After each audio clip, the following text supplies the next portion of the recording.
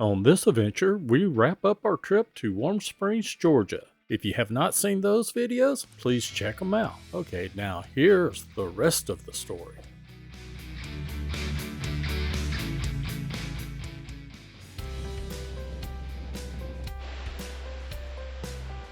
In 1925, Roosevelt wrote a series of articles for the Macon Telegraph so that its editor, Thomas M. Lowless, could work on improving the roads in and around Warm Springs.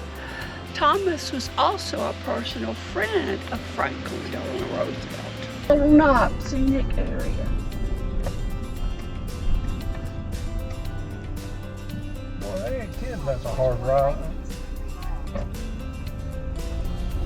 We're on top of Pine Mountain, and we're loving the real real world. world. We're at Dowdell's Knob, which was one of FDR's favorite places to come and think and contemplate. He liked to come here with his friends. According to this sign, he preferred linen draped tables with hot dishes served from silver. In place of a blanket, he preferred to sit on a chair or an automobile seat that was placed on the ground. He also had Arthur Carpenter build a grilling pit so that he could furthermore enjoy his picnicking experience. On April the 10th, 1945, 2 days before his death, he came here alone. He would usually want friends to come with him, but that day he asked to come alone. One thing that's interesting with this flag, it only has 48 stars. It's dedicated to the World War II veterans. It was June the 22nd of 2014, right here. Carol has ran across FDR here, so let's go do an interview and let's talk about it. This bronze statue was made by Martin Dow, and it was dedicated on April the 12th in 2007. It's neat because the bronze statue actually shows his leg braces. This is Pine Mountain, one of the spots that Roosevelt really liked to come visit. And this is the highest point, reaching a height of 1,395 feet. It's beautiful up here. Pine Mountain is a ridge that extends more than 20 miles. It goes through Talbot, Meriwether, and Harris counties and crosses over into Alabama.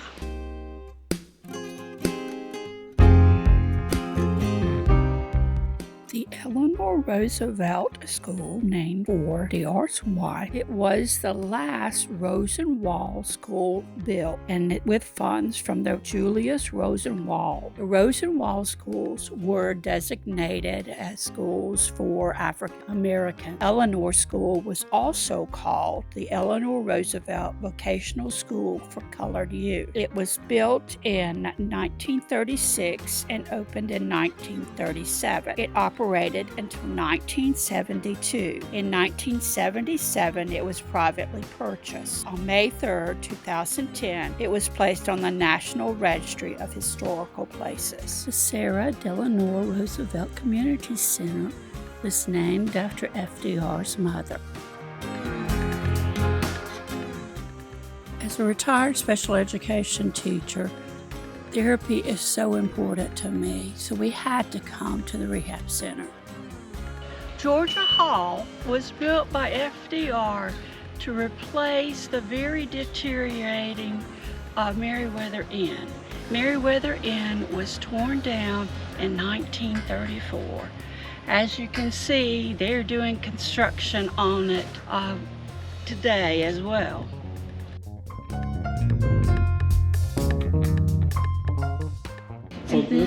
And then here, see, there's the Meriwether Inn at Georgia Hall. This is a marker for where the old Meriwether Inn, the front door, would have been. Here is a world-renowned comprehensive rehabilitation center. On the 20th anniversary of the March of Dimes in 1958, the Polio Hall of Fame was dedicated. The bronze busts were sculpted by Edwin Amethyst.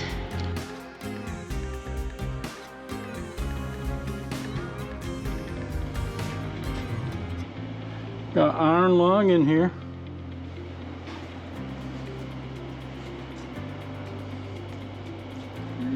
To get them in and out, I think.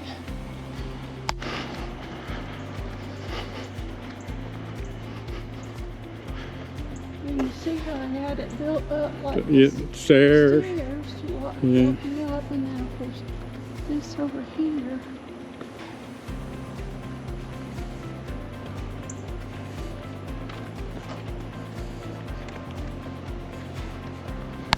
Walter Mustang Wilkins, who was a good friend of FDR's, donated the money to build this chapel. And regular services are held here, Protestant, Catholic, and Jewish services. And this is the Roosevelt Memorial Chapel.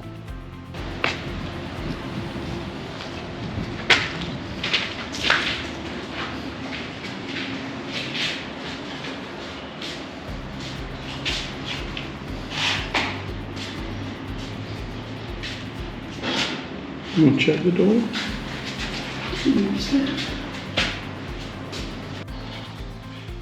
The Steinway grand piano. Yeah, it is down there.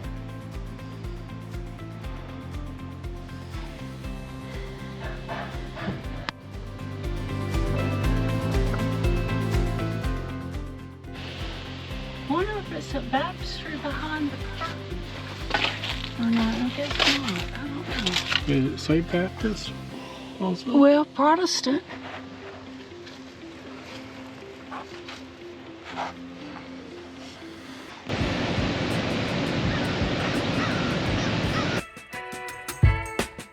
Here we are at the Liberty Bell Pool in Pine Mountain. Evidently today's not the day to visit because it has no water. It looks like a Liberty. Yeah. Well, and this one's upside down, kinda. Yeah. And when all else fails, you have almost a payphone. It's a two-part payphone. It's a rough place because they got barbed wire to keep people out and no water in the pool. I wonder if they have water in the pool in the summertime. This is summer. Yeah, I think they do.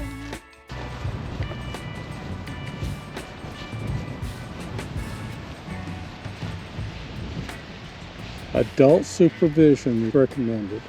We met the neatest lady working at the Warm Springs Welcome Center, which is at the old depot. We wish we had asked her to record her story. She asked us to guess her age, and I said 70s. Then I thought to myself, oh no, has Carol done it now? But the lady replied, she was 92. We asked if she'd ever met FDR, and she said yes. When she was 14 years old, she became a nanny for a local doctor with 2 kids. It was posted when FDR was traveling through Warm Springs. She and the 2 children waited at the street corner for him to pass by. He slowed down and waved from his convertible. The Atlanta, Birmingham, and Atlantic, later Coastal Railway reached Warm Springs and Bullockville. There was little fanfare for his first visit to Warm Springs. But in 1932, when he became president, large crowds of local citizens would greet him when he arrived. Upon FDR's death, Eleanor immediately flew to Warm Springs to accompany his body back to Washington and then to Hyde Park in New York. Thank you for loving the real world. And if you like this video, please like, share, and subscribe. And if you hadn't done it yet, click that notification button. We'll talk to you later. Bye-bye.